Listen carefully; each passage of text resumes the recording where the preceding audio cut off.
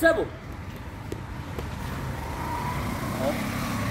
Oli mukongola bukongozi. Nakugambye dokola ate olinye ku ntebe. Lwaki ozanyira ku ntebe? Gwe tosobola kuyimirira ku magulu go. Toli musajja. Vayo. Oli okona n'agiri. Awo nawo obuukawo. Tosobola kuka bulungi bw'oti nganzi. Kaakati linda ku katono. Obwedde oli mu kukongola bukongozi osanya buzanyo. Omuntu obwo nakugambye kubusala. Magaleko esalo obuntu obwo. Ye business. Bundi sagala osiruwa. At ease. Attention.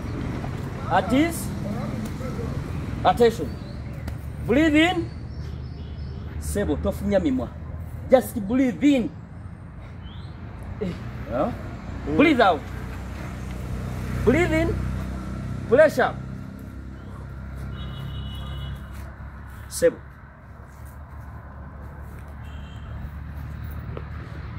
Kambuzi. Kola olyoka obuuze.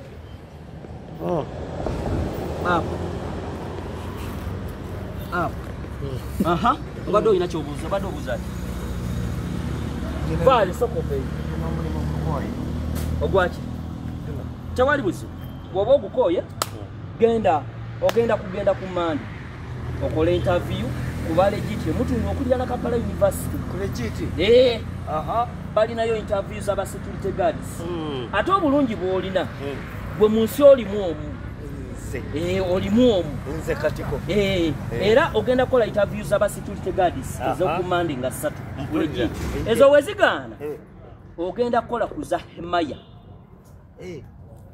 Ngambye eki? Hemaya. Ezo zanga 7/11. Njagala wobeere mwetowaze. Kati wetowaze muko yimirira ngo mwetowaze bwabeera tubeera. Awo ogenda kuba bagenyi. Omwetowaze abeera bwakyo. Kati ezo zanga 7. Aha, ezamanda ogenda kola otya? At ease. Wide screen. Tota njakola soli ogw'embale. Gendo naabe okyuse n'engoye. Wetegekere ku Mande. Ogenda ku legit. Kola interview za kata. Wozigwa emutundu okula na Kampala University. Wozigwa nga 7/11 ogenda okoleza Hemaya. Abo bazungu be bajja. Oboti. Ye nkuta wanyaki.